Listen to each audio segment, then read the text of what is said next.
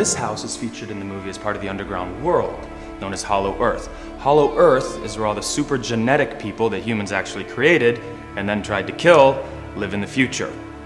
Crecilius Prime, played by Eric Scott Woods, is the Baron of Hollow Earth. Now he's trying to kill all the remaining human beings that live above ground. Let's go meet him. Yeah, no, but you had to wear the helmet. See, no, I never had to wear the helmet. You had to have the helmet on. We couldn't see, but we were good. I couldn't see. We couldn't There was breathe. this one thing. We had a mask on, and we You had want to talk about that now? those helmets. I know Bailey was. I don't often get too upset. I just heard the next day coming into work. I couldn't breathe, and I couldn't see, and I was tripping on this taffeta thing. And it was dark, I mean, for atmosphere, but it was beautiful. It looked great. So Bailey and I are walking down this set, this hill, and we're saying, okay, how many steps do you think it'll take to get our mark? So we had to mark off our steps to make sure that we hit our mark, because we couldn't see our mark. It was pretty much acting blind. What was great about it was the process of me being with Stuart and the excitement about possibly making this movie, because I know it's been in Stuart's life for 10, 12, 15 years, and he's always wanted to do something like this, and he's had offers to do it other ways, but he wanted to direct it. You know, he wanted to make sure that it was his writing, his vision, his own way. The story is not without great merit. I mean, there's nothing, I mean, you're fascinated by every step, and to be able to listen to that much dialogue and still be listening and wanting to hear more is a test to the fact that whether it was edited that way or shot that way, but it's the script, and it's what has to be told. What about the first time that we saw the movie? I think my jaw dropped. I could not believe how beautiful it looked. I mean, I can't even imagine, because when I saw it, I was like, I cannot believe this is I can't believe it. Like, because I was there and I saw, you know, what it looked like, and just gorgeous, beautiful, amazing.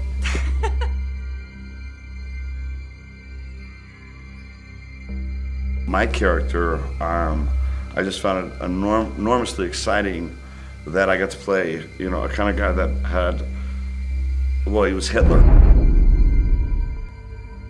And once I am reelected into office, the office responsible to you, the people, I will make it my sole responsibility to eliminate the impurity and bring us to a new age.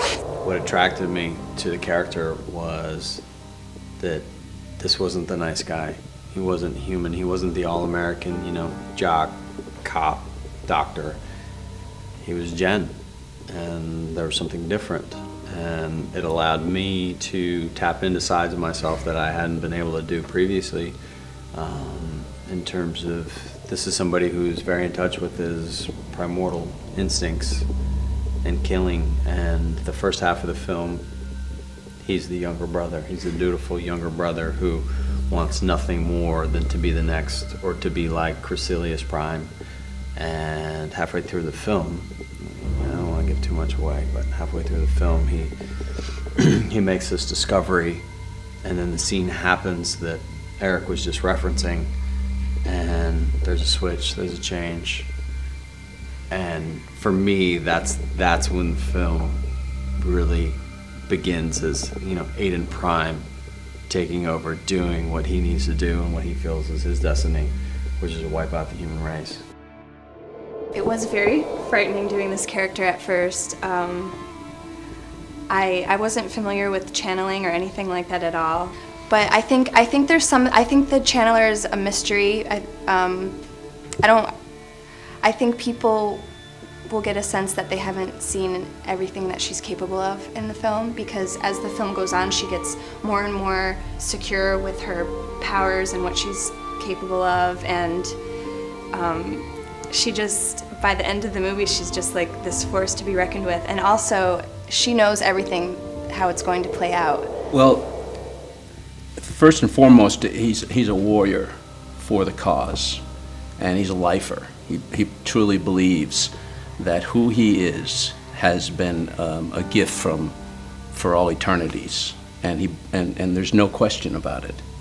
And in that sense, his weakness is that he believes in what in this day and age it would be believing in the Queen, believing in royalty. I truly believe he understands it as a rite of passage for the higher good.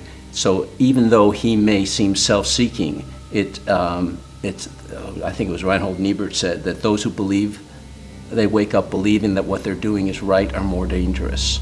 A routine patrol of the city uncovered a Homo sapien in the Hall of Records. I feel so blessed. This is a gift, this script, because you know I've always wanted to do a science fiction movie or something, you know, with all the gimmicks. My family loves science fiction, and I never really understood it.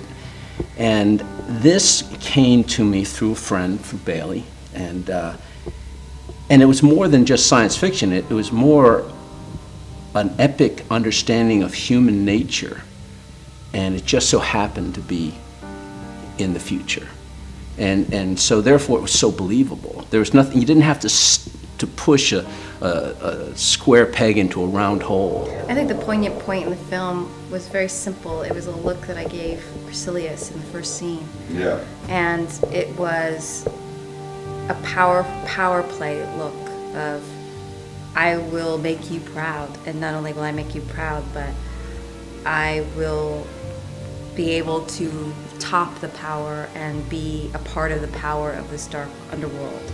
And I think that's where I'm blood hungry in a Lady Macbeth sort of way.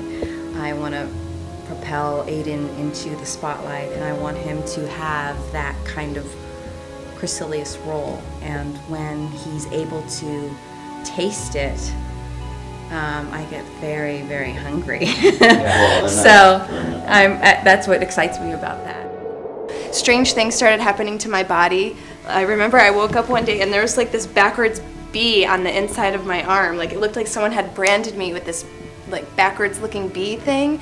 And I think the same day I woke up and I don't know if any of you guys remember this, I had blisters all over my chest, like right here. Do you remember that? Wow, I did not know that. What is, only on this one side there, like it was just, I'm like, what is, no. I mean, we're at a strange place to get blisters, like, and then I was like, what's happening to me? Oh my goodness. And it was the last night of shooting, and good casting. We were in like this big open space, remember? And then, but then there was a little separate room where Eric and I would go in and do our scene, and everyone else was outside. And when I came out, everyone was all excited because there had been this white owl flying around. Yes. Remember that? I do remember that. And the significance of that is that the owl is a symbol that has meaning to Stuart, which I wasn't aware of. Right. So then I go back in again, and I'm channeling, we're doing the scene again, and I come out and the owl had flown by again.